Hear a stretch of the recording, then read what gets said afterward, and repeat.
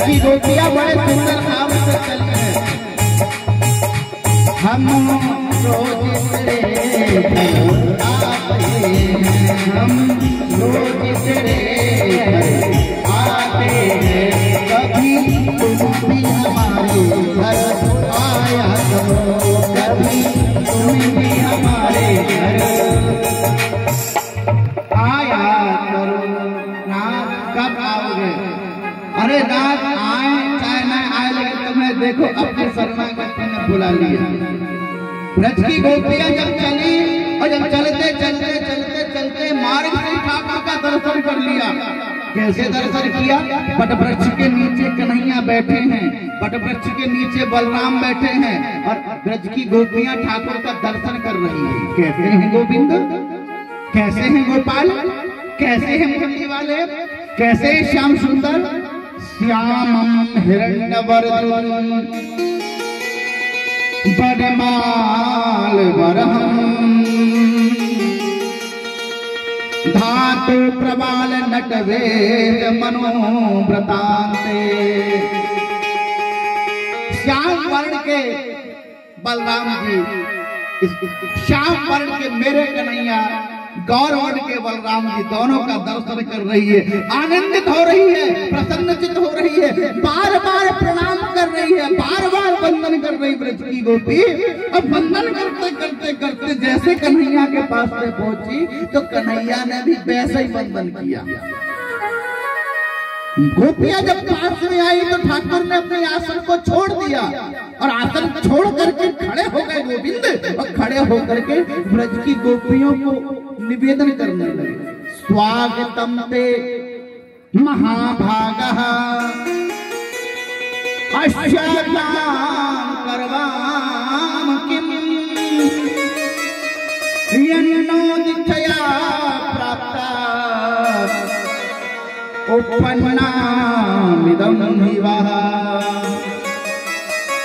भगवान ने बड़ा स्वागत किया, बड़ा सम्मान किया और स्वागत कन्हैया करते ही रहे कि ब्रज की गोपियों ने पकड़ लिया कन्हैया को, अपनी गोद में बैठा लिया और गोद में बैठा करके भोजन कराने लगी। माला में आपको जिन्होंने कोई वेद नहीं पढ़ा, जिन्होंने कोई शास्त्र नहीं पढ़ा, जिन्होंने कोई ऋचाएं नहीं पढ़ी, जिन्होंने कोई संहिताएं नहीं पढ़ी, उनकी गोद में बैठ करके यज्ञ का उपभोग का भोजन कर रहा, प्रसाद का पान कर रहा है।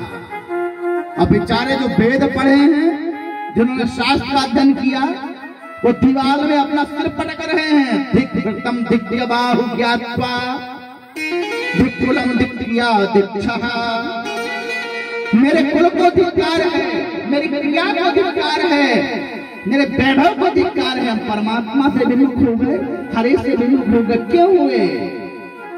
क्योंकि उन्होंने परमात्मा के प्रेमियों के दिल को दुखाया है, परमात्मा के प्रेमियों का प्रेम को धिक्कारा है। और आज जिन्होंने परमात्मा के प्रेमियों को धिक्कार दे, परमात्मा के प्रेमी भक्तों का भाव धिक्कार दे, और परमात्मा उससे कोस दूर हो जाता है। ब्रज की गोपियों ने भोजन कराया, परमात्मा ने भोजन का पान किया।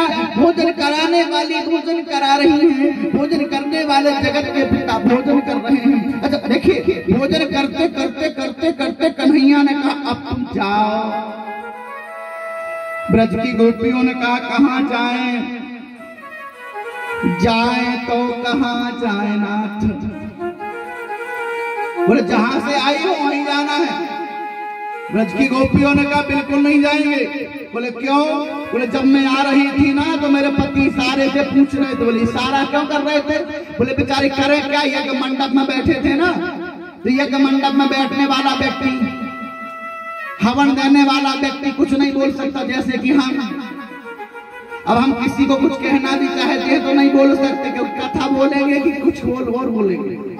अब इशारे में कुछ हो जाए तो विषय अलग है, ऐसे तो बोल नहीं सकते। समझ में आ गया तो ठीक है, नहीं समझ में आया तो सीताराम बाद में समझाएंगे, के बाद में। ऐसे ही पंडित जी भी स्वाहा स्वाहा कर रहे, इशारे पूछ रहे क्यों, कहाँ जा रही है, कहाँ जा रही है? तो गोपियों ने भी घूंघट लगा लिया, करते रहो इशारा। करते रहो इशारा, लेकिन मेरे प्रभु ने निवेदन किया, जाओ। ब्रज की गोपियों ने कहा, इशारे से पूछ रहे थे कहाँ जा रही है, और हमने बताया, हमने उनसे कह देती कि मैं कृष्ण के पास में जा रही हूँ, तो फिर जाने नहीं देते, आने नहीं देते। इसलिए नाथ हमने इशारे को देखा ही नहीं है, हमें तो एक ही इशारा नजर आ रहा था, रात का इशारा, दौड़ी दौड़ी आई, अब तो नहीं जाना, क्योंकि वो रखेंगे नहीं। तो भगवान ने कहा, जाओ तो सही, इस बार तो ऐसा सम्मान तुम्हारा होगा जैसे चेला गुरु का करता है। और वास्तव में वैसे हुआ।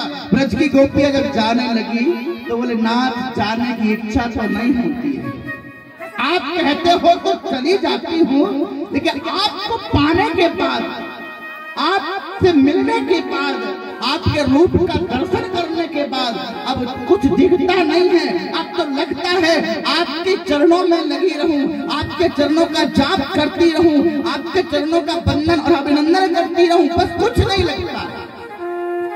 भगवान ने कहा, जाओ तो मेरा चिंतन भी होगा, मेरा वंदन भी होगा, मेरा अभिनंदन भी होगा, मेरा जाप भी होगा, मेरा ताप भी होगा, और तेरा सम्मान भी होगा। ब्रज की गोपी चली पतियों के पास में। पतियों ने पत्नियों को देखा तो बड़ा प्रणाम किया, देवी तुम धन्य हो जिसने जगत के पिता का दर्शन कर लिया, जगत के आराध्य को अपनी गोद में बैठा के भोजन कर लिया, करा दिया, धन्य हो गई तुम। ये देवियों ने पति के चरणों को पकड़ लिया और चरणों को पकड़ करके निवेदन करने लगी, नाथ जितने तुमने यज्ञ किए, जितने तुमने पूजन करी, जितना तुमने पाठ किया, जितना ठाकुर का वंदन और अभिनंदन किया, उसी का फल है कि हमारी गोद में हमारे ठाकुर ने भोजन का पान कर लिया। गोपियां जब जाने लगी तो परमात्मा ने निवेदन किया, देवियों जाओ, कुछ समय के बाद तुम्हें मैं अवश्य मिलूंगा। कब मिलोगे ना? शरद पूर्णिमा की रात्रि होगी, और रात्रि के समय निधि वन में यमुना के तट में रास रचेगा, और आज वही हुआ। राशुशवः संप्राप्तो गोपी मंडल मंडितः योगेश्वरेण कृष्णेन तासां मध्ये दयोर्दयोः। मेरे प्रभु गोपियों का शुभ समय आया, और जब जैसे समय आया परमात्मा ने रास विहार प्रारंभ किया। रासोत्सवः संप्राप्तो गोपी मंडल मंडितः योगेश्वरेण कृष्णेन